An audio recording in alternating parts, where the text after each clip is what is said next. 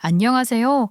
구독자 여러분, 저는 30 중반에 당당하게 파혼을 하게 된 여자입니다. 몇 주 전까지만 해도 예비 신부라는 호칭이 더 익숙했었는데, 이제는 그 말을 들으면 소름이 끼칠 지경이니 사람 사는 세상이라는 게 어떻게 흘러가게 될지 예상이 안 되는 것 같습니다. 제가 오늘 하고 싶은 이야기는 복잡한 인간관계에 얽힌 이야기라고도 할 수 있겠네요. 여러분들은 인연을 끊었던 사람이 불쑥 찾아와서 다시 한번 저에게 똑같은 실수를 하려고 했다는 걸 미리 알았다면 어떤 대처를 하실 것 같나요? 상상 속에서만 하던 복수를 제가 드디어 하게 되었을 때 정말 속이 다 시원하더라고요. 제가 어떤 식으로 저를 힘들게 했던 사람들에게 속 시원한 복수를 했는지 지금부터 한치의 오차도 없이 썰을 한번 풀어보도록 하겠습니다. 끝까지 재미있게 들어주세요. 저는 사람을 잘 믿어서 손해를 보는 사람이었습니다. 마음을 한번 퍼주기 시작하면 밑도 끝도 없이 퍼주는 사람이었죠.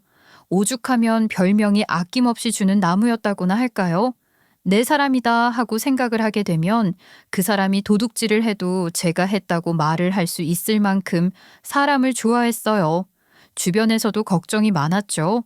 제가 워낙 뒤통수를 맞는 경우도 많았고 저를 이용해 먹으려는 친구들도 있었기 때문이었습니다. 아무래도 제가 너무 인생을 쉽게 살았던 것 같다는 생각도 들긴 했어요. 저는 그래도 친구들을 사귀는 걸 좋아했고 아주 작은 선물이라도 상대방을 기쁘게 할 수 있는 일을 하는 것을 좋아했습니다. 저에게 늘 나쁜 친구들만 있었던 것은 아니었어요. 저를 이용해 먹으려던 사람이 좀 크게 기억에 남을 만큼 못되게 굴었어서 그렇지 제 주위에는 저를 생각해주고 저를 아껴주는 좋은 친구들도 많았습니다. 그게 바로 제 절친들인 여우클럽 친구들이었어요. 이름이 촌스럽죠. 여자들의 우정이라는 뜻을 가지고 있는 이름이었답니다. 줄이면 여우잖아요. 장명 센스가 좀 옛날 사람 같다고요? 저희 엄마가 제 친구들이 몰려다니는 걸 보고 여우들이네 하고 말씀하셨던 걸 가지고 친구들끼리 그룹 이름을 지은 것이었습니다. 저희 여우클럽은 저를 포함해서 4명이었어요. 원래는 5명이었는데 원래 친구들끼리 나이를 먹다 보면 삶의 가치관이라는 게 변하고 또 안 맞는 사람들이 생기기 마련 아니겠습니까? 그래서 한 명은 저희와 어울리지 못하게 되었어요. 또 일이 조금 있긴 했고요. 저희들은 고등학교 때부터 친하게 지냈었는데 콩 한쪽도 나누어 먹는 사이였어요. 서로에 대해서 정말 모르는 일이 없었고 여태까지 연애를 몇 번이나 했었는지 그 횟수까지도 기억을 하고 있었죠. 진짜 형제 자매가 있긴 했지만 피를 나눈 사이보다 더 진하게 서로를 위하고 챙기는 사이였다고 생각합니다. 이 정도 진한 사이라고 하니까 왜 한 명은 떨어져 나가게 되었는지도 궁금해 하실 거라고 생각해요. 워낙 사건들이 자잘하게 많았어서 그 이야기들을 다 풀어내려고 하면 몇 시간이 걸릴지 모르겠지만 앞으로 생각이 나는 사건이 있을 때마다 하나하나씩 풀어드리겠습니다. 아무튼 저에게는 인생을 나눌 친구들이 있어서 그랬는지 모르겠지만 살면서 외로움이라는 걸 별로 느끼지 못하고 살았었어요. 그러니 당연히 남자친구라는 것도 크게 필요가 없었습니다. 남자친구랑 서로 탐색을 하며 밀당을 하며 머리싸움을 하면서 연애를 하는 것보다 친구들이랑 같이 수다를 떠는 게 훨씬 즐겁고 행복했거든요. 이런 제 마음을 아는 건지 모르는 건지 친구들은 항상 제가 놀자고 불러낼 때마다 자리에 빠지지 않고 나와주었어요. 제 친구들 지원이, 서정이, 은영이는 정말 의리도 대단한 친구였지요. 직업도 각양각색이고 성격도 다 달랐지만 저희는 늘 항상 하나라는 느낌으로 지냈습니다. 친구들 사이에서 누구 하나 문제가 생기면 두 팔을 걷어붙이고 나서서 도와주었거든요. 지원이 아버지께서 쓰러지셔서 몸도 마음도 지쳤을 때 저희들이 번갈아 가면서 지원이 아버님의 병간호를 하기도 했었고요. 누구보다 일찍 시집을 간 서정이를 위해서 결혼식 전에 여행도 같이 가고 임신 기간 내내 신경을 쓰고 육아도 잘 모르지만 도와주려고 애를 썼죠. 은영이는 사업을 했었는데 사업이 잘 풀리지 않던 초창기 시절 저희 모두가 나서서 사업에 대한 아이디어도 도모하고 주변에 홍보도 하고 정말 서로의 일이라면 물불을 가리지 않았습니다. 제 일에도 마찬가지였어요. 제가 사람에게 상처를 받을 때마다 누구보다 앞장서서 복수를 해주겠다고 다짐했던 친구들이었거든요. 제가 연애를 하지 않게 된 것 또한 전 남자친구에게서 받았던 상처가 있었기 때문이었어요. 저희가 원래 5명이었는데 하나가 찢어졌다고 했잖아요. 그 친구 이름이 하린이었는데 하린이가 좀 예쁘게 생긴 친구였어요. 하린이는 그런 의도도 가지지 않았고 제 전 남자친구에게 그러지 말라고 몇 번이나 경고를 했었다고 했는데 제 전 남자친구가 하린이한테 좋아한다고 저를 만난 이유가 전부 하린이 얼굴을 한 번 더 보기 위해서 그랬던 거라고 했다더라고요. 하린이가 울면서 헤어졌으면 좋겠다고 그 남자는 영 아닌 것 같다고 저에게 말을 해주더라고요. 솔직히 좀 충격이었어요. 그때가 20대 후반이었는데 서정이가 일찍 결혼을 했었어서 그런 건지 저도 그 남자친구랑 결혼까지도 상상을 하고 있었거든요. 물론 주변에서는 너무 일찍 결혼을 할 필요가 없다고 그냥 상상으로 끝을 내라고 했었지만 저는 진심이었어요. 저랑 잘 맞는다고 생각했고 누구보다 저를 사랑해주는 사람이라고 생각을 했었으니까요. 그런데 아니었더라고요.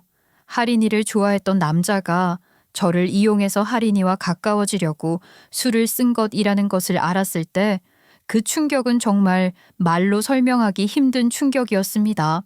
하린이가 저를 찾아와서 미안하다고 자기가 잘못을 한 건 없지만 자기 때문에 제가 상처를 받았을까봐 걱정이 된다고 말을 하는데 하린이의 얼굴도 똑바로 바라보지를 못하겠더라고요. 하린이에게 죄가 없다는 것을 알지만 그럼에도 불구하고 하린이랑 연락을 뜨문뜨문하게 되더라고요. 결국 하린이와는 가치관이 잘 맞지 않아서 멀어지게 되었어요. 하린이네 집이 조금 가난한 편이었는데 항상 친구들이 돈을 쓰는 것에 자격지심이 있었고 또 얻어먹는 건 당연하게 생각하고 본인이 쏴야 할 땐 지갑을 꾹 닫아버리는 성향이 있었거든요. 친구들 또한 하린이의 그런 모습에 실망을 했고 염치가 없는 사람이랑은 오랜 시간 곁에 둬서 좋을 게 없다고 결론을 내리게 된 것이지요.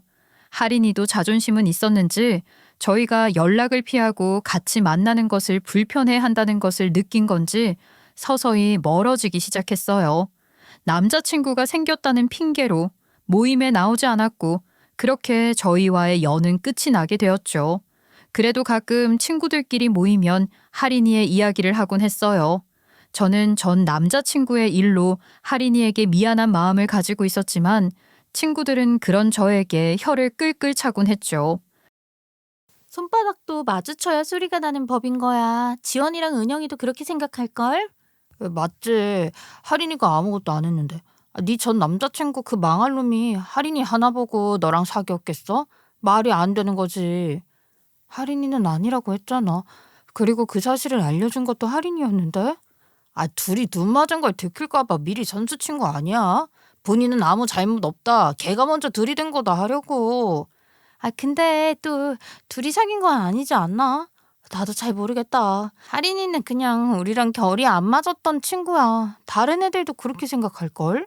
저희 5명이 워낙 고등학교 때부터 한 몸처럼 붙어 다니던 사이였기 때문에 하린이가 떨어져 나갔을 땐 친구들 사이에서 이상한 소문이 돌기도 했었어요. 제가 하필 그때쯤 전 남자친구랑 헤어지기도 했었기 때문에 하린이가 결국 제 남자친구를 빼앗은 건 아니냐 하는 소문까지 났었거든요. 게다가 평소 하린이가 염치 없다고 좋은 시선으로 보지 않았던 서정이가 하린이 고년이 여우년이라고 말을 보태는 바람에 조금 더 소문이 크게 나긴 했었죠. 아무튼 전 남자친구에게 받았던 상처가 컸던 저는 남자만큼은 신중에 신중을 가해 만나게 되었습니다. 거의 만나지 않았다고 보는 게 맞겠네요. 전 남자친구랑 헤어진 이후에 정식으로 사귄 사람이 단 한 명도 없었으니까요. 일찌감치 결혼을 해서 아이가 둘 있었던 서정이는 결혼은 정말 재미없는 거라고, 육아는 더더욱 재미없는 거라고 말을 하곤 했지만 결혼 생활에 무척이나 만족하며 살고 있었어요. 지원이와 은영이도 만나는 남자친구가 있었고 지원이 같은 경우는 결혼 이야기까지 솔솔 나오고 있는 상태였죠. 하지만 저는 솔로였습니다. 나이가 32인데 남자친구가 없다는 게 가끔은 조금 외롭기도 했습니다. 주말이면 서정이는 가정을 돌봐야 했고 은영이와 지원이도 남자친구랑 데이트를 하느라 바빴거든요. 물론 제가 미리 약속을 잡아버리면 애들은 저와의 약속을 더 중요하게 생각해 주긴 했지만 저도 눈치가 있지. 어떻게 가정도 있고 남자친구도 있는 친구들을 매주 주말마다 만날 수 있겠어요? 끽해봐야 한 달에 한두 번 정도 얼굴을 보면서 지냈죠.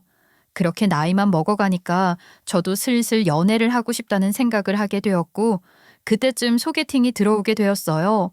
저에게는 직장 동료인 사람이었는데 제가 입버릇처럼 외롭다 하니까 본인에게 들어온 소개팅을 대신 밀어주겠다는 게 아니겠습니까? 저는 사양했죠. 아유, 대리님 됐어요. 대리님한테 들어온 소개팅을 왜 저한테 밀어준다고 그러세요? 왜요? 대리님 스타일이 영 아니에요? 그런 것도 있고, 내가 원래 남자는 뭐라고 그랬지? 돈이 제일 중요하다고 했잖아. 돈을 잘 벌어야 한다고. 이 사람은 당장은 돈이 없는 사람이라서 말이야. 그러면 데이트 비용 같은 거 전부 제가 부담해야 되는 거예요? 에이, 저도 안 할래요. 남자 볼 때 돈이 제일 중요하다고 했던 대리님이 저한테 떠넘기는 이유가 있었네. 그렇게 말을 하니까 꼭 내가 나쁜 사람 같지 않니? 그런 게 아니라 그 사람 의대생이래. 아직 학생이라니까 무슨 돈이 있겠어. 아, 나이가 몇 살인데 의대생이에요? 설마 20대예요? 대리님, 저 32살이거든요. 나는 33살이거든요. 설마 내가 20대 남자랑 소개팅을 할까 봐. 내가 남자 능력 엄청 따지잖아. 나이가 34인데 의대생이래.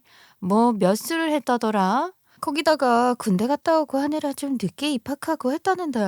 아유, 글쎄. 아무리 생각해도 미래에 의사가 된다고 해도 지금 당장 내가 못 견딜 것 같아서 말이야. 의대생이요? 그러면 미래가 창창한 거 아닌가? 하긴 아직 학생이면 또 한참 과정이 남은 거죠. 나이 34살에 보니까 5학년이라고 하더라.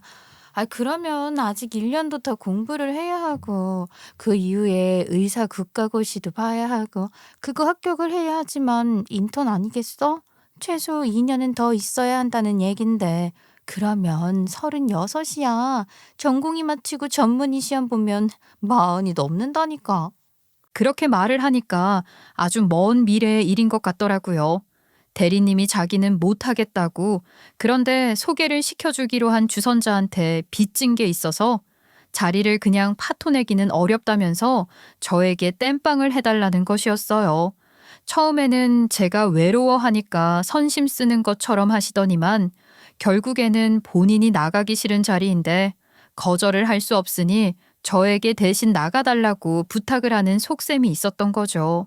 이래서 제가 사람을 너무 잘 믿고 속아 넘어가는 거라니까요.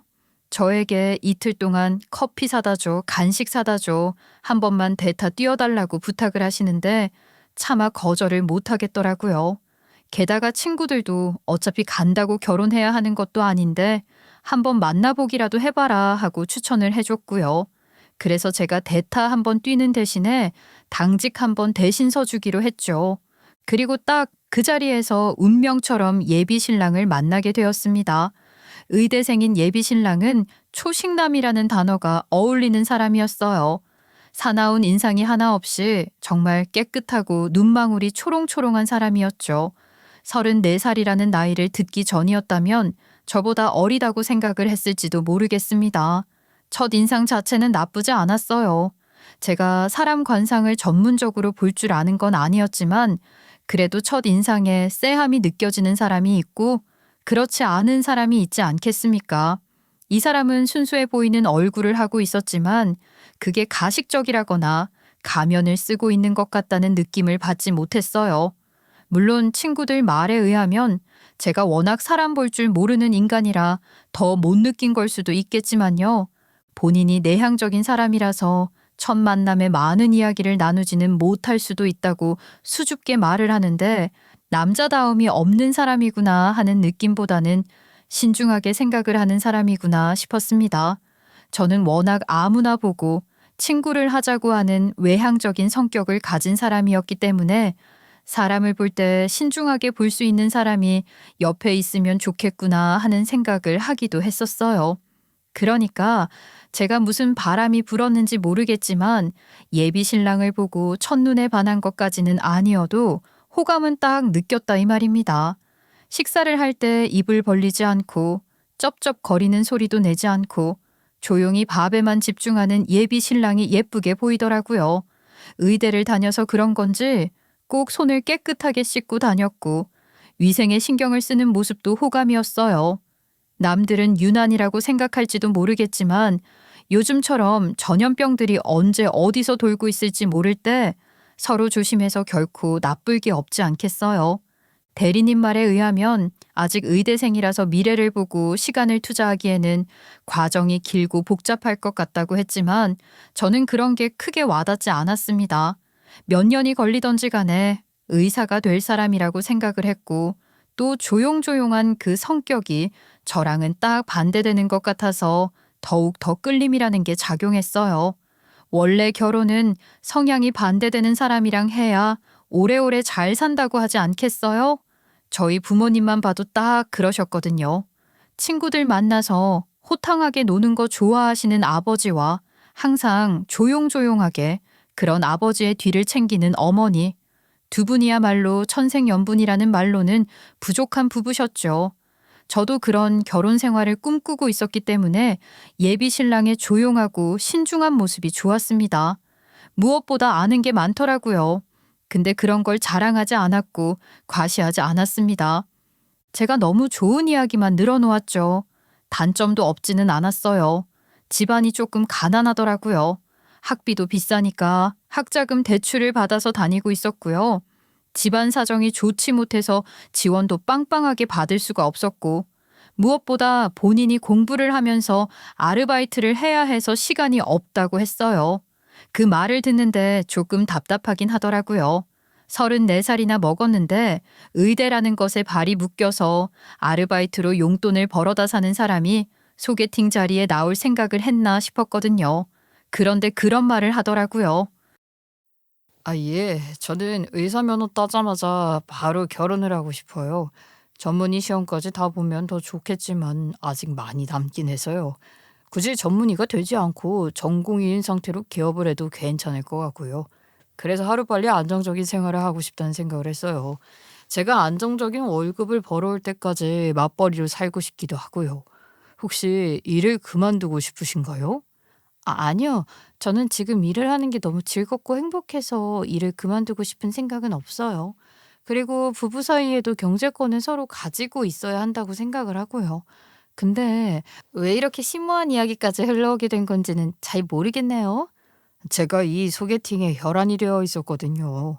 아무래도 제 나이쯤 되니까 친구들이 하나둘 결혼을 하기도 하고 아이 낳고 살고 있는 걸 보니까 부러운 마음도 들었고요. 제가 아직까지 이룬 게 없어 보이긴 하지만 저 그래도 목표가 확실한 사람입니다. 저에게 몇 번이나 어필을 하는데 그래 이 사람 두세 번은 더 지켜봐도 되겠다 싶었습니다. 가진 게 없다고 해서 미래가 불투명한 법이라는 건 없었으니까요. 그래서 이 사람 한 번 더 지켜보자 하고 만나다 보니까 정이라는 게 싹 트고 말았지 뭡니까. 예비 신랑은 저에게 있어서 남자에 대한 마음의 문을 열게 한 사람이었어요. 저랑 꼭 결혼이 하고 싶다는 것을 몇 번이나 어필했고 제 일을 존중해주는 사람이었거든요. 그렇게 6개월이라는 시간 동안 서로 사귀자는 말을 하지 않고 데이트만 쭉 이어갔습니다. 6개월이 딱 지났을 때 예비 신랑이 저에게 꽃다발을 선물로 주었어요. 어머, 이게 웬 꽃다발이에요? 오늘 무슨 날이에요? 이제는 서로 마음을 정해야 할 때라고 생각합니다. 저는 혜진 씨가 마음에 들어요. 그리고 먼 미래까지도 함께하고 싶다는 생각이 들었습니다. 저와 결혼을 전제로 만나주셨으면 좋겠어요. 지금까지 우리 잘 맞았고 탐색할 시간도 여유롭게 가졌다고 생각합니다.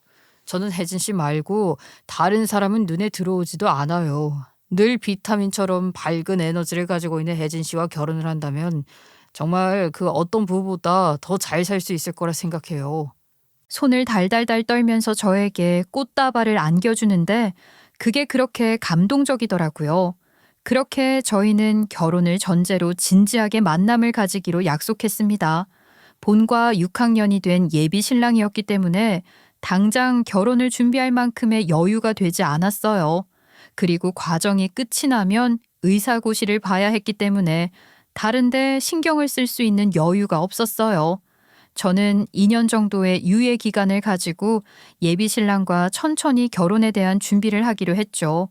게다가 당장 예비 신랑이 학자금 대출까지 있는 마당에 돈벌이가 없는 상태에서 어떻게 결혼 준비를 할 수 있겠습니까? 시댁에 여유가 있는 것도 아니라고 했고요. 그래서 저희는 오랜 시간 천천히 준비를 하는 게 좋겠다고 결론을 내렸죠. 하지만 양가 쪽에는 알리는 것이 좋겠다고 생각을 했습니다. 나이가 아무래도 걸렸거든요. 저희 집에서는 그 나이의 의사가 아니라 의대생이라는 사실에 놀라워하셨지만 딱히 반대는 하지 않으셨었어요. 저희 부모님께서도 예비 신랑이 의사만 되면 얼마나 돈을 벌어올지 예상을 하지 못하는 상태였기 때문에 그저 우리 딸이 고생하지 않기만을 바라고 계시는 것이었죠. 저희 집에서 별 반대가 없었기 때문에 저는 자신감이 붙은 채로 예비 시댁에도 인사를 드리러 갔습니다. 생각보다 더 낡고 허름한 집에 조금 놀라긴 했지만 그래도 이런 가정 환경 속에서도 누구보다 열심히 공부를 해서 의사가 되었다는 게 자랑스럽게 느껴지기도 했어요. 그래서 우리 아들이랑 결혼을 생각하고 연애를 하고 있다고? 그 아가씨 직업은 뭔가? 우리 아들 아직 공부가 끝이 난 게 아니라서 한참 뒷바라지를 해야 할 건데. 저는 평범하게 회사 다니고 있어요. 뒷바라지라고 생각하지 않고 같이 길을 걷는다는 생각으로 만나고 있습니다. 이 사람 공부 마치고 의사면허 취득하면 결혼하려고요. 그게 뭐 몇 년이나 걸릴 줄 알고. 나는 말이야 우리 아들이 분명히 의사가 될 거라고 생각하거든. 그래서 같이 발맞춰 나가고 자시고 다 필요 없고 든든하게 뒷바라지 해줄 사람이 필요하다고 생각하고 있어. 우리 아들 지금 학자금 대출 갚는다고 힘들게 하루에 3시간씩 아르바이트 하면서 학교 생활하는 거 알지? 그러면 뒷바라지라는 게 어떤 걸 이야기하시는 건지. 제가 돈을 벌어서 학자금 대출도 갚아주고 공부만 할 수 있게 지원을 해주었으면 한다는 뜻인가요? 그래주면 좋지. 우리는 그렇게 해줄 수 있는 여유가 없단 말일세. 아들 인생 아들이 사는 거니까. 지가 좋은 짝 만나서 지원받을 거 받고 그랬으면 한다 이거지. 혹시 그 집안에 돈은 좀 있나? 그 질문이 상당히 놀라웠습니다. 집안이 가난해서 며느리네 집안에 기대고 싶은 생각이 들 수도 있다고 생각은 하지만 그래도 대놓고 가진 재산이 얼마나 있냐고 물어보실 줄은 몰랐거든요. 어떻게 보면 예민한 문제이기도 하고 어떻게 생각해 보면 경우 없는 질문이기도 하잖아요. 아들 가지고 장사를 하는 것도 아니고 저희 집안의 재산이 얼마나 있는지가 저희 결혼에 무슨 영향을 끼치는 건지 이해를 할 수 없었거든요. 제가 그냥 아무런 말도 하지 않고 가만히 있었더니만 혀를 쯧하고 차시는 겁니다. 집안 재산 이야기가 나오니까 왜 꿀먹은 벙어리가 되고 그래? 집안에 돈 없어? 우리 아들이 말이야. 의사 면허만 딱 취득하면 대한민국에서 제일로 돈을 잘 버는 직업을 가지게 되는 거라니까. 그러면은 평생 호강하면서 살 텐데. 우리 아들 병원 개원할 수 있게 지원 정도는 니네 집안에서 해줘야지. 니네 집안이라고 저희 부모님을 일컫는 것도 놀라웠죠. 제가 아무 소리도 안 하고 있으니 얼굴이 벌겋게 달아오른 예비 신랑이 예비 시모를 말리기 시작했어요. 제가 생각해도 결혼을 전제로 만나고 싶다고 첫 인사를 드리러 온 자리에서 부모님이 돈 이야기만 하고 있으면 부끄러울 것 같긴 했죠. 게다가 첫 만남에 시커먼 속내를 전부 드러내셨잖아요. 병원 개원 이야기까지 했으면 정말 다 한 게 아닌 건가 싶었거든요. 하지만 예비 시부모님께서는 아랑곳하지 않으셨어요. 첫 인사를 드리고 나온 뒤 마음이 조금 싱숭생숭해진 상태였죠. 그래도 저희 사이는 나름 단단했습니다. 예비 신랑은 본과 6학년이 되었고 공부하는 게 바빠지고 의사 면허 준비까지 해야 해서 정말 데이트를 할 수 있는 시간이 손에 꼽히긴 했지만 그래도 서로를 응원하면서 그렇게 지내고 있었어요. 첫 인사를 드리고 난 뒤에 예비시댁과는 연락도 하지 않고 또 다시 찾아가는 일도 없어서 마음은 편안했죠. 나중에 예비 신랑이 결혼을 할 수 있을 시기가 오면 또 이런 스트레스를 받아야겠지만 그래도 그 뒤로 부딪힐 일이 없으니까 조금 잊혀지게 되더라고요. 그렇게 6개월이라는 시간이 지나갔고 예비 신랑은 졸업했고 의사고시도 6개월밖에 남지 않아서 무척이나 예민해진 상태였어요. 제가 연락을 하면 공부하는 중이니까 방해하지 않았으면 좋겠다고 차갑게 이야기를 했죠. 나 지금 학교야. 요즘 맨날 밤 11시까지 학교에서 공부하다가 집에 가는 거 알고 있잖아. 학교 중앙도서관인데 진동소리 울리면 얼마나 눈치 보이는 줄 알지? 내가 뭐 딴짓하는 것도 아니고 공부하고 있다는 거 뻔히 알고 있으면서. 미안해. 아까부터 문자에 답장이 없길래 혹시 피곤해서 잠시 쪽잠이라도 자나 싶었어. 지난번에 전화했더니 자다 깬 목소리로 받았었잖아. 그때는 동기네 집에서 막판 과제하느라 그랬던 거고. 아무튼 오늘도 11시쯤 집에 갈 거고 집 도착해서 간단하게 씻고 다시 공부할 거야. 응, 알겠어. 그럼 수고해. 나 지금 퇴근해서. 제가 말이 끝나지도 않았는데 뭐가 그렇게 바쁜 건지 예비 신랑이 전화를 뚝 끊어버리더라고요.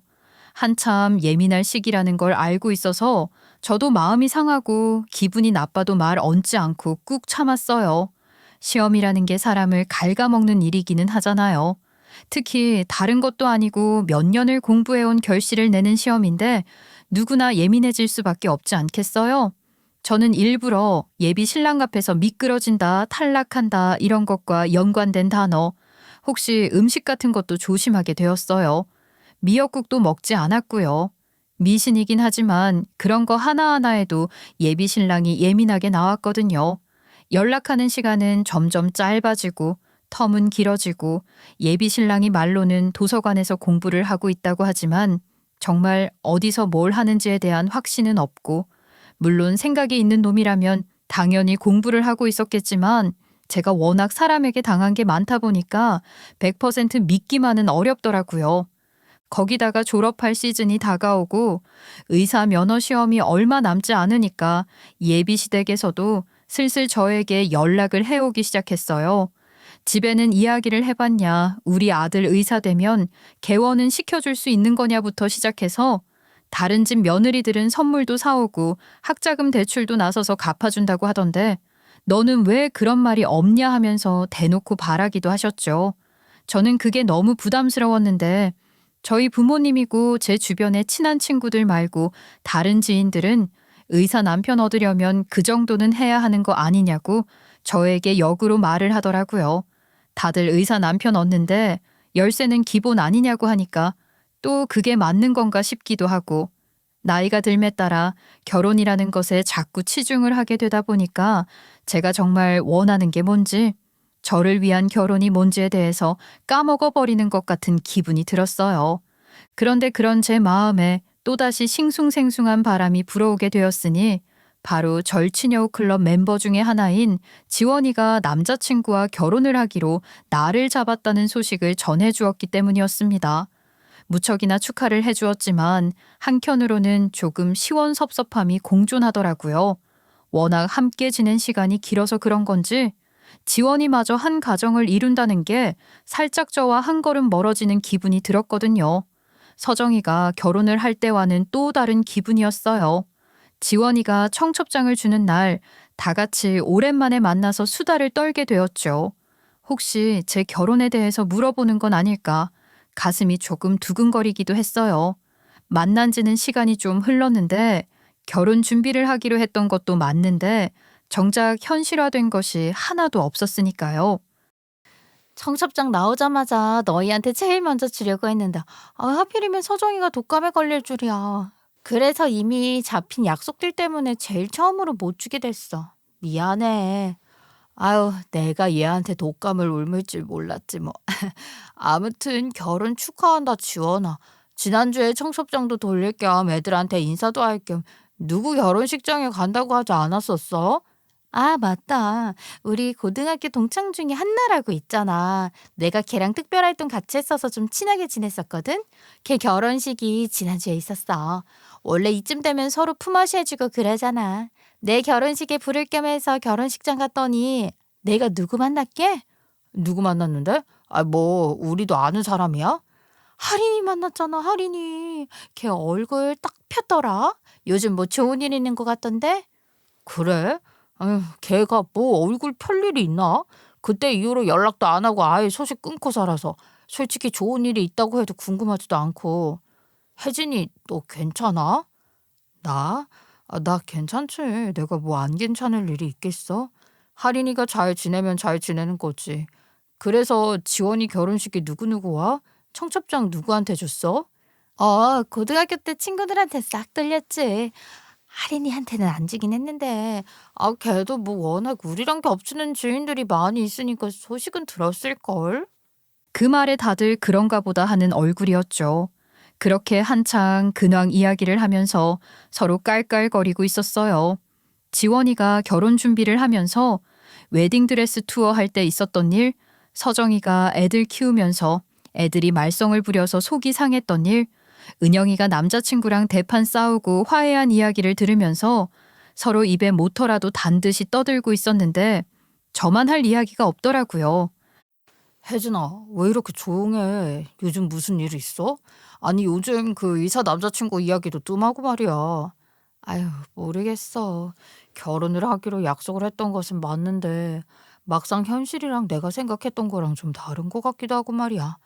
예비 시댁에서는 나만 보면 돈 타령하는데 우리 집이라고 뭐 엄청난 부자는 아니잖아. 개원 이야기 꺼내는데 내가 알아보니까 개원하는데 기본 5억 이상은 든다고 하더라. 그래. 요즘 의사들이 개원 안 하고 폐닥으로 하는 이유가 병원 하나 차리는데 들어가는 돈이 어마어마해서 그렇다던데. 그 집안 뭐 돈도 없다고 해서 그렇게까지 염치 없이 바랄 것 같지 않다고 생각했는데 없는 집안이라서 더 그러는 건가? 아, 내 얼굴에 침 뱉는 이야기 하는 것 같아서 말하기 싫었는데 진짜 염치 없는 집안인 것 같기도 하고 나한테 뒷바라지 잘해주라고 하더라. 야, 오바다. 아직 결혼도 안 했는데 그래서 둘 사이에는 문제가 있는 건 아니고? 문제랄 것도 없는 게 요즘 바빠서 데이트도 아예 못하고 연락도 자주 못해. 의사고시 그것 때문에 졸업도 얼마 안 남았다고 했잖아. 아, 맞아. 졸업까지 6개월. 의사고시도 그때 맞춰봐야 하니까. 아, 시험도 뭐 1, 2차 있다고 하는 것 같던데 잘은 모르겠어. 공부하느라 바빠서 그런 건지 연락도 통 안 되고 말이야. 그냥 정신없어. 뭐 하나 궁금해서 연락하면 공부하는데 집중 깨진다고 화부터 내니까. 혹시 바람 피우는 거 아니야? 야, 아이 무슨 그런 소리라고 그래. 딱 봐도 새님이던데. 그리고 혜진이 앞에서 그런 이야기 꺼내지도 마. 혜진이가 바람 피우는 거야. 얼마나 예민한데. 아, 너 은영이 그런 소리라고 그래. 미안. 아, 그래도 뭐 좀 수상하잖아. 그토록 연락 잘 되고 운명이니 뭐니 했던 사람이 갑자기 공부에 집중을 하면 얼마나 한다고. 미리미리 잘 좀 하지. 혜진아, 너 기분 나쁘라고 하는 소리 아닌 거 알지? 그냥 내가 원래 의심이 좀 많은 사람이잖아. 이것 때문에 헤어지니 많이 내 남자친구랑도 대판 싸웠는데 아휴, 또 이런다. 미안. 친구들까지 제 눈치를 볼 정도로 제 표정이 별로 좋지 않았었나 봐요. 저는 억지로 웃으면서 아니라고 괜찮다고 그렇게 말을 했죠. 그런데 정말 괜찮은 게 아니었어요. 그래도 하루에 한 번 연락이 되던 사람이 어느 날부턴가 연락도 통 안 되고 전화만 하면 여보세요보다 왜 가 먼저 나와버리니까 제 마음이 점점 차갑게 굳어가더라고요. 그래도 의사만 되면 이 시간도 전부 지나갈 거라 생각을 했기 때문에 저는 버티고 또 버텼습니다. 그런데 정말 상상하지도 못했던 일이 저에게 벌어지고 말았습니다. 의사고시를 3개월 앞둔 시점에 예비 신랑이 진지하게 저에게 할 말이 있다고 하면서 잠시 시간을 내줄 수 있냐고 물어보았어요. 한 번도 그렇게 암울한 목소리로 저에게 이야기를 하자고 했었던 적이 없었기 때문에 제 심장이 철렁거리면서 내려앉아 버리고야 말았죠. 그때부터 일이 손에 잡히지 않고 가슴이 두근두근 거리는데 오죽 중요한 말이었으면 주말도 아니고 평일에 제 일이 끝나고 만나자는 이야기를 했을까 싶더라고요. 예감이 별로 좋지는 않았습니다. 항상 이런 목소리를 한 상대방이 좋은 이야기를 꺼냈던 적이 없었기 때문에 저는 마음속에서 아주 조금 이별에 대한 준비를 해야 한다고 생각하기도 했어요. 최근 들어서 저에게 보여준 모습이 너무나도 차가웠고 또 남보다 못한 사이라고 해도 과언이 아닐 만큼 무신경했기 때문에 어쩌면 공부하는 게 너무 힘들어서 잠시 우리 관계에 휴식을 가지자고 말을 할 수도 있다고 생각을 했거든요. 그럴 때 저는 어떻게 반응을 해야 할지 곰곰이 생각을 했죠. 마음이 떠난 게 아니라 공부 때문에 지쳐서 잠시 휴식 시간이 필요한 거면 얼마든지 한 발 물러서 주겠다고 생각했어요. 저에게는 결혼까지 생각할 정도로 진지한 사람이었고 저희 부모님께서도 의사 사위를 보고 싶어 하실 거라 생각했기 때문이었어요. 바보 같죠. 남편 직업이 의사면 어떻고 회사원이면 어떻다고 저도 모르게 그런 기준을 세웠을까요? 지금 생각해보면 의사라는 타이틀에 미쳐서 속물처럼 굴었던 건 아닌가 싶습니다. 아무튼 회사 일이 끝이 나자마자 예비 신랑이 저에게 만나자고 요청을 한 카페로 달려갔어요. 한 번도 데이트를 했었던 적이 없었던 동네였기 때문에 카페 주소를 받고 나서 가슴이 한 번 더 뛰었지요. 혹시 저에게 일부러 연기를 한 건 아닐까 싶었거든요. 저 모르게 프로포즈를 준비해놓고 아닌 척 하고 있을 수도 있다는 생각이 들었어요. 주소를 검색하기 위해서 포털 사이트에 검색을 해봤는데 그 카페가 분위기도 좋고 프로포즈 명소인 카페라고 소문이 났더라고요. 바로 친구들 단톡방에 오늘 프로포즈를 받을 수도 있을 것 같다고 카페 이름을 링크해서 보냈습니다. 어머, 여기 우리 회사 바로 앞인데 오늘 프로포즈 받는 거야? 여기 엄청 유명한 곳이야. 나 구경 가도 돼? 멀리서 동영상으로 남겨줄게. 그래, 은영이 회사 5분 거리에 있는 곳이네. 나도 알아. 동영상 찍으면 단톡에 올려주기야. 프로포즈 받는 영상을 남겨놓으면 추억도 될 것 같고 좋을 것 같다는 생각이 들어서 은영이에게 몰래 부탁을 했습니다. 은영이가 저보다 먼저 도착을 할 것 같다고 자리를 잡고 앉아 있겠다고 하더라고요. 그렇게 설레는 마음을 가지고 장소에 도착을 해서 딱 앉았는데 누가 대각선 자리에서 손을 흔들더라고요. 저보다 먼저 온 은영이었어요.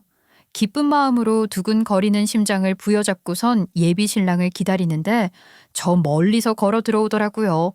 그런데 예비 신랑 옆에는 상상도 하지 못한 여자가 손을 잡고 따라 들어오고 있었어요. 혜진아, 미안해. 내가 무슨 말을 해야 할지 잘 모르겠어서 정말 한참 동안 고민했다. 어떤 말로 시작을 해야 내가 너에게 정말 내 진심을 전할 수 있을까? 어떻게 해야 네가 덜 상처를 받을 수 있을까 수도 없이 고민을 했어. 어떻게 둘이 같이 들어올 수가 있어? 아니, 둘이 무슨 사이야 지금? 날 앞에 두고 뭔 짓을 하는 거냐고. 잠깐만. 내가 끼어들고 싶지는 않았는데 이거 참 이상하네. 하린이 네가 여기 왜 있어? 저는 정말 황당해서 아무런 말이 나오지 않았어요. 분명히 앞에 앉아 있는 남자는 예비 신랑이 맞는데 그 옆에 따라 앉아 있는 여자가 제가 아는 할인이더라고요. 저랑 고등학교 때부터 친하게 지내다가 20대 후반에 사이가 틀어졌던 그 할인이요. 두 사람이 아는 사이라는 게 놀라웠다기보단 두 사람이 같이 손을 잡고 들어왔다는 게 놀라운 일이었습니다. 어떻게 이런 일이 저에게 생길 수 있는 건지 정말 믿어지지가 않았어요. 그러니까 저에게 미안하다고 사과부터 하고 시작을 한 예비 신랑의 말 뉘앙스만 들어봐도 두 사람이 바람을 피웠다는 걸 예측할 수 있었죠. 오죽하면 멀리서 프로포즈를 받는 영상을 찍어주러 온 은영이가 놀라서 달려와 화부터 냈겠냐고요. 미안해, 혜진아. 난 몰랐어. 이 사람이 혜진이 네 남자친구인 걸 모르고 사랑에 빠져버렸어. 이 미친년이? 너 지금 무슨 소리를 하고 있는 건 줄 알고 뱉는 거야? 야, 너 혜진이 남자친구인 거 정말 몰랐어? 진짜 몰랐냐고? 아, 말 좀 예쁘게 합시다. 미친년이라뇨? 하린 씨 지금 제 아이를 임신했다고요. 저는 그 말에 정말 눈깔이 뒤집히는 줄 알았습니다. 임신이라니요? 저랑 사귀는 동안 다른 여자를 만나서 임신을 시켰다는 게 정말 말 맞다나 가능한 일인지 단 한 번도 상상해 본 적 없었던 일이 제 눈앞에 펼쳐지니 숨을 쉬는 것조차 힘들더라고요. 저에게는 공부하느라 바빠서 정신이 없어서 연락도 받지 못한다고 했던 예비 신랑인데 정작 다른 여자랑 바람을 피우고 임신까지 시켰다는 게 정말 현실에서 일어날 수 있는 일인가 싶었습니다. 어떻게 저에게만 이런 일이 일어나는지 눈물조차 나오지 않았어요. 임신? 지금 그러니까 당신이랑 하린이가 바람 피운 것도 모자라서 임신했다는 말이야? 두 사람 어떻게 만나게 된 건데? 정말 내 남자친구인 걸 몰랐어? 몰랐어. 만난 건 우연한 계기였어. 내가 최근에 공무원 시험 준비한다고 스터디 카페 다녔었는데 이 사람이 같은 스터디 카페를 다녔다고. 무슨 말도 안 되는 개수작이야 너. 너 집 상계동이잖아. 거리가 얼마나 먼데 같은 스터디 카페를 다녀. 그럼 혜진이 남자친구가 상계동까지 스터디 카페를 다녔다는 거야? 아니 내가 아르바이트를 하는데 그 근처 스터디 카페를 다녔었어. 같은 데서 만나게 되었고 내가 먼저 반해서 연락처를 주고받게 된 거야. 그러니까 하린이가 예쁘장한 얼굴을 가지고 있었으니 같이 스터디 카페에서 공부를 하다가 눈이 맞았다는 이야기를 하고 있더라고요. 저는 그것도 모르고 공부하는데 방해될까 봐 연락도 자중하고 주말이면 뭐 먹고 싶은 거 없냐고 도시락 싸다 주겠다고 했던 거죠. 어쩐지 제가 도시락을 싸들고 학교 도서관으로 가겠다고 했을 때 방해된다고 오지 말라고 그렇게 말을 하더니만 학교 도서관이 아니라 할인이랑 함께 외부 스터디 카페에서 데이트를 하고 있었기 때문에 오지 말라고 했던 것이었어요. 본인이 거짓말한 것을 들킬까 봐 바람 피우는 것을 들킬까 봐요. 세상에 바람 피우는 걸 고백하러 왔으면서 왜 하필 이런 프로포즈 명소에서 만나자고 했대. 이것도 할인이 네 짓이지. 일부러 너 혜진이 기분 더 상하게 만들려고 수쓴 거잖아. 도대체 우리 할인이가 왜 그런 짓을 하겠습니까? 할인이를 어떻게 보고 있길래 친구였다면서요. 누구보다 친한 친구 사이요. 할인이가 얼마나 미안해했는지도 모르시면서 그렇게 말을 하고 싶으세요? 사랑하는 게 죄입니까? 죄는 아니잖아요. 저희 사이에 아이까지 생겼는데 그럼 어떻게 합니까? 진짜 미안하면 내 남자친구인 걸 알았을 때 그만뒀어야지. 할인이 너 내 남자친구인 건 어떻게 알았는데? 지원이가 결혼한다고 지원이 SNS를 구경하다가 네 SNS도 보게 됐어. 그러다가 알게 됐고. 근데 그땐 이미 우리가 서로 통했을 때라. 미안해 혜진아. 그런데 이 마음이 멈춰지지가 않더라. 지금이라도 멈춰야 한다고 생각했어. 우리 이제 헤어지자. 진짜 살다 살다 별거를 다 본다. 그치? 그래. 둘이 잘 만나봐. 당신은 평생 불안에 떨면서 살아야 할 거야. 뱃속에 아이가 진짜 내 아이가 맞나 의심하면서 말이야. 할인이 너 나한테 자격지심이라도 있냐? 어떻게 내가 만나는 사람마다 지금 뭐라고 그랬어? 뱃속에 아이가 내 아이가 맞나 의심하면서 살게 될 거라고? 혜진이 너 정말 못된 사람이구나. 어떻게 임신을 한 사람에게 그렇게 말할 수가 있어. 그리고 자격지심? 누가 누구한테 자격지심이 있다는 건데. 할인이는 너랑 달라. 어차피 넌 병원 차려줄 능력도 없잖아. 할인이처럼 100억짜리 건물을 가지고 있는 것도 아니고. 그리고 100억짜리 건물주가 뭐하러 너한테 자격지심을 가져. 그 말에 은영이도 저도 입을 떡 벌리고 말았죠. 100억짜리 건물주라는 소리가 갑자기 어디서 튀어나온 건지 이해를 할 수 없었거든요. 그 순간 할인이의 얼굴이 벌겋게 달아오르더니만 예비 신랑의 팔을 툭 치는 게 아니겠습니까? 그런 소리를 뭐하러 해. 그냥 우리가 잘못한 거니까 미안하다고 하면 되지. 아 왜? 내가 못할 말했어? 자격지심은 누가 가지고 있는 건데 그런 소리를 하냐고. 그래 우리가 바람 피운 거 100번 1000번 잘못했어. 그렇다고 내가 의사인데 어떻게 생명을 포기할 수가 있어. 내가 책임지는 게 맞지. 그래서 미안하다고 잘못했다고 했잖아. 그런데 뭐? 이 아이가 내 아이가 맞는지 의심하라고? 너 할인이한테 자격지심 있는 거 다 티나. 100억짜리 건물주한테 남자 뺏기니까 지금 심통 부리는 거잖아. 야, 아니 지금 무슨 소리를 하는 거야? 100억짜리 건물주? 누구를 이야기하는 건데? 누구긴 누구야? 내 옆에 있는 이 여자 할인이 말하는 거지. 할인이가 언제부터 건물주였어? 야, 너 우리 모르게 무슨 100억짜리 건물을 샀냐? 언제? 아니, 왜 쓸데없는 소리를 하고 그래, 자기야. 아무튼 우리 그렇게 됐어. 미안하고 몰라서 그랬던 건 맞아. 이만 일어날게. 야, 이년아, 너 어딜 가? 그렇게 주랭랑에 칠 게 아니라 네가 언제부터 100억 건물주였는지 해명부터 하고 가야 할 거 아니야. 아니, 건물이 있는 것도 해명을 해야 합니까? 도대체 이 사람은 무슨 사고방식을 가지고 살아온 사람들인 거야? 건물을 가지고 있다는 게 말이 안 되니까 그렇지. 아니 진짜 건물주라면 너 왜 서정이한테 빌려간 돈은 안 갚는 건데? 서정이한테 200만 원 빌려간 거 100억 건물주면 당장 갚을 수 있겠네. 그 건물은 어디 있는 건물인데. 야, 어디 한번 구경이나 해보자. 빌려간 돈을 안 갚는다니? 그게 무슨 소리야? 아이, 할인아, 네가 맨날 자랑하던 건물이 네 건물이 아니라는 소리야? 그 건물이 어떤 건물인지 모르겠지만 대충 100억이라고 하면 서울 땅덩어리에 강남 쪽 아니고서야 꽤 고층 건물일 텐데. 대략 저 건물이 100억쯤 하려나? 저런 건물이 전혀 거라고? 그럴 리가 없을 텐데. 너 서정이 말고도 돈 빌렸다가 잠수 탄 사람 많잖아. 오죽하면 너랑 연락 끊은 지가 벌써 몇 년인데 아직도 나한테 너랑 연락되냐고 물어보는 사람들도 있어. 저랑 은영이가 쏘아붙이듯이 말을 하자 할인이는 아무런 말도 하지 못했어요. 그런데 그 순간 정말 대박인 일이 하나 더 일어나게 되었죠. 갑자기 카페 입구에서부터 소란스럽기 시작하더니만 어떤 울그락불그락한 남자 하나가 기말인 나와 하면서 소리를 고래고래 지르는 게 아니겠습니까? 딱 봐도 팔에 문신이 가득한 게 보통 사람은 아닌 것 같았죠. 그 남자가 등장을 하자마자 할인이 얼굴이 시퍼렇게 질리는 게 아니겠습니까? 남자는 두리번 거리더니 저희가 있는 테이블로 와서는 할인이의 팔을 확 잡아채더라고요. 야, 어디 숨었나 했더니 여기서 남자를 만나고 있어? 이씨, 망할년이 진짜 확 그냥 고기잡이 배에 넘겨버릴라.